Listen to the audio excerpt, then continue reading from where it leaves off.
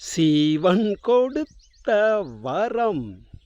நீங்க படிக்கும்போது உங்கள் நண்பர்கள் சிலர், தோழிகள் சிலர் பணக்காரர்களாகவே இருந்திருப்பார்கள். அவர்களும் படித்தார்கள், நீங்களும் படித்தீர்கள். அவர்களும் வேலைக்கு போகிறார்கள், நீங்களும் வேலைக்கு போகிறீர்கள். அவர்களும் உழைக்கிறார்கள், நீங்களும் உழைக்கிறீர்கள். ஆனால் உங்களால் பணக்காரராக ஆக முடியல. ஆனா அவர்களோ மேலும் மேலும் பணக்காரர்களாகவே உயர்ந்து கொண்டு இருக்கிறார்கள் என்பதை நீங்கள் பார்க்கும்போது, நினைக்கும்போது உங்களுக்கு கஷ்டமாக, மன வருத்தமாக, வாழ்க்கையில் ஒரு வெறுப்பாகவே இருக்கலாம். நண்பர்களே, உங்கள் நண்பர்கள் பணக்காரர்களாக நீங்கள் படிக்கும்போது இருந்தார்கள் என்று நினைத்தீர்களே, அவருடைய தாத்தா, அவருடைய பாட்டி சொந்தமாக 10 ஏக்கர் நிலம், அதற்கு கிணறு, கரண்ட்டு, பழுப்பு, மோட்ரு என்று எல்லா வசதிகளும் தாத்தாவே செய்திருப்பார். தாத்தாவே ஒரு கம்பெனியை ஆரம்பித்திருப்பார். தாத்தாவே ஒரு பெரிய நிறுவனத்தை உருவாக்கியிருப்பார். ஒரு சுய தொழிலை செய்திருப்பார். பல வீடு கட்டி வாடகை விட்டிருப்பார். அதனால் அவருடைய தாத்தாவே வருமானத்திற்கு வழி செய்து பணக்காரராகவே இருந்திருப்பார். பாட்டி 50 பவுன் 100 பவுன் நகையோட, அவரும் இந்த சொத்துக்களோட பிள்ளைகளிடம் ஒப்படைத்துவிட்டு காலமாகியிருப்பார். இந்த உன்னுடைய நண்பனின், தோழியின் அப்பாவோ அதை மேலும் வளர்த்து இன்னும் வசதியை அதிகப்படுத்தி இருப்பார். இப்போ உன்னோட படித்தவர்கள் இருக்கிறார்கள் இல்லையா, உன்னுடைய நண்பர்கள், அவர்கள் இப்போ சம்பாதிப்பது அத்தனையும் மிச்சம். ஏனென்றால் தாத்தாவே நிலம் வாங்கி வைத்திருந்தார், அப்பா அதை அதிகப்படுத்தினார்.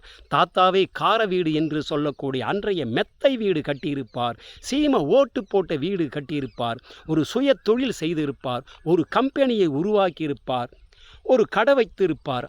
அதை கொண்டு இந்த உன்னுடைய நண்பனின் தந்தை மேலும் அதை அதிகப்படுத்தி இருப்பார். இப்பொழுது அவன் சம்பாதிப்பதெல்லாம், உன் தோழி சம்பாதிப்பதெல்லாம் மேலும் மேலும் அவர்களை வசதி படைத்தவர்களாக உருவாக்குகிறது.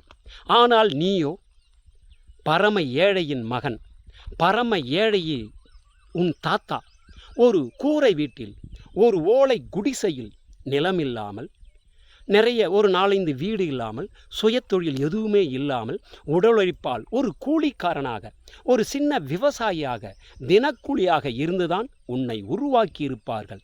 இப்பொழுது நீ வளர்ந்து படித்து வேலைக்கு போய் ஒரு இடம் வாங்கி ஒரு வீடு கட்டி நீ திருமணம் செய்து கொண்டு உன் பிள்ளைகளை இன்று நன்றாக படிக்க வைத்து அவர்களை ஒரு ஆளாக்க வேண்டும் என்று கடுமையாக உழைக்கிறாயே, கஷ்டப்படுகிறாயே. இது உன் அடுத்த தலைமுறையை பணக்காரர் ஆக்குவதற்கான முயற்சிதானே தவிர ஒரு நாளும் நீ பணக்காரர் ஆவது அவ்வளவு எளிதல்ல. ஏனென்றால் உனக்கு பரம்பரை சொத்து இல்லை, பரம்பரை தங்கம் இல்லை, பரம்பரை சேர்த்து வைத்த லட்சக்கணக்கான பணம் இல்லை. நீயே போராடி சிறுதுளி பெருவெள்ளம் என்று போராடி போராடி உன்னை நீயே இன்று உயர்த்தி கொண்டிருக்கிறாய். அதனால்தான் உன் நண்பர்கள் பணக்காரர்களாக இருக்கிறார்கள். நீ பணக்காரர் ஆவதற்கு போராடி கொண்டு இருக்கிறாய். உன் பிள்ளைகளை, உன் பேரப்பிள்ளைகளை, இனிவரும் தலைமுறையை பணக்காரர் ஆக்குவதற்காக நீ முதல் படியை, அஸ்திவாரத்தை நிலைநிறுத்தி கொண்டிருக்கிறாய். அதற்காக உழைத்து கொண்டிருக்கிறாய் என்பதை மட்டும் புரிந்து கொள்ளுங்கள். அவர்கள் பரம்பரை சொத்து வைத்து மேலும் மேலும் பணக்காரர்களாக இருக்கிறார்கள்.